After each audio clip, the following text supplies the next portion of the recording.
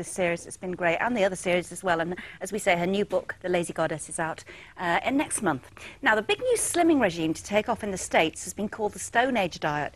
It replicates what our ancestors ate 5,000 years ago. Meat, lots of it, fish, fruit and vegetables, absolutely no carbs at all. The converted claim that you not only lose weight, you look younger, fitter, more energetic, and you're definitely sexier. Sunday Times writer Brian Appleyard has been on it. He says he's a changed man. Mind you, he's not the first one to try going back to the Stone Age. When life was rough and raw, Britain's cave dwellers wearing sheepskin or woad may possibly have looked a bit like this. The reconstruction, anyhow, was staged in the ancient chalk caves at Chislehurst by the Speleological Society. As for grub, what was good enough for the ancient Britain wouldn't even make a dog's breakfast today. Well, Brian's here now. You're not a man I would associate with going on about diets. You're absolutely right. Yeah. Yeah, it's the last thing I expected to get involved with. So what happened? So different from what we saw you about 18 months ago, 2 years ago. You looked so different. Well, basically I was talking to somebody, an intellectual who I really admired in America, and I was supposed to be talking to him about economics. Yeah. But he persisted in talking about his diet. Yeah. And I'd been 2 months in America and I felt fat and stupid, so I tried it. Yeah, and it worked because you've lost now how much? About 22 pounds now. Over how long? 3 months. That's good. And this diet man who you actually went to see to write your piece for the Sunday Times, he's what? He's 71. Yeah. He's Is that him immensely there? fit That's and him. healthy. That's him, God, yeah. is that him? It's amazing. He's 71. Yeah. He's got the body of a sort of very fit 30-year-old, you know. So. And you say that he's taken a very scientific approach to it. Well, no, what got me on this diet, because I reject I've always said all diets are stupid. Yeah. You know, if you take in fewer calories than you use, you'll lose weight. But what got me about this was it's not so much a diet, it's an explanation of human metabolism, right, which is completely different from anything you'll hear in magazines or from TV doctors or whatever. Well, take us through it then. How does it actually function?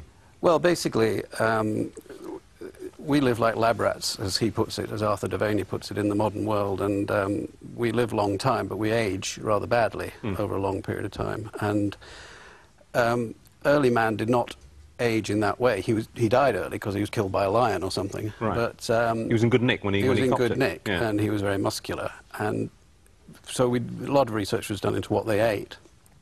And obviously they ate just what they could hunt or gather. Now, it was assumed for a long time that they couldn't have eaten that much animal fat, and that was the big change. Once we had agriculture, we had loads of animal fat, and that's where we started going wrong. But in fact, later research showed they had a hell of a lot of animal fat, a real lot of animal fat, and plus all this fruit and veg that they could gather. So this suggests that, in fact, we naturally eat not lots of carbohydrate, not lots of grains, not lots of bread, not lots of rice, but fruit and vegetables and animal fat. So, in fact, then, the Stone Age diet is virtually a no-carb diet. It is, although the Atkins diet is rather different in that suppressed carbs in fruit and vegetables, whereas Arthur Devaney doesn't.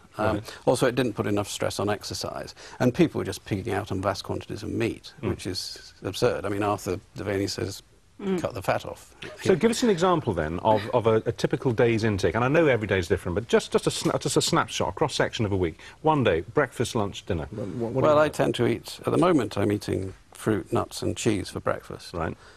You can eat dairy, then? Yeah? Yeah? Well, I can, I don't know. Doesn't seem to make much difference. Yeah. Do you weigh out or measure out the quantities, or just... No. Just what makes you feel nice? Yeah, I mean, we are made to eat what is put in front of us. I mean, we have large brains and small stomachs, so it's made to eat all the time, because our brains need a lot of energy. And... so lunch? Lunch would be, I don't know, salmon and broccoli, something like that. And dinner would be chicken, vegetables of various kinds. It sounds boring, but it isn't. Well, actually, because you actually improvise. Yeah, I mean, I read, because I read your piece at the weekend, and it said that Arthur Devaney will sort of have, for example, 4 pork chops for breakfast, which seems a little extreme to somebody who's used to having a piece of toast, you know. Yeah. But it works. Yeah, I wouldn't have the toast, yeah. What about, I mean, there was a huge movement, still is in some ways, that carbs are actually much healthier than fat. Yeah, that's just wrong. It's just wrong. Yeah, I mean, scientifically. it was said by the American Surgeon General. It became the established orthodoxy for 50 years. And it's still around. I mean, your GP will probably tell you to eat lots of carbs and less animal fat, and it's nonsense. I mean, it's just not true. How do you feel in yourself? You said you I felt was transformed. I mean, I started sleeping, which I never do. And I get every cold that's going, but I haven't had one in the 3 months. My allergies, which can be appalling, have declined. And what's this about the connection between celery and your sex drive? Have you seriously found the connection there? Well, Arthur did say he had the testosterone levels of an 18-year-old boy, and I asked him why, and he said celery. Now, I have no idea if that's true, but I have found myself eating slightly more celery than I normally do. And? I can't possibly comment. But you've noticed a correlation, we'll put it that way. Well, I don't know if it's the celery or what else it is, because my diet's completely different from what it was 3 months ago. Utterly different. So I don't know what it is, but I feel incredibly well in every respect. OK, right, fine, we'll leave it at that. OK, well, it was a very funny article we read. Thank you very much indeed. Brian. Most interesting.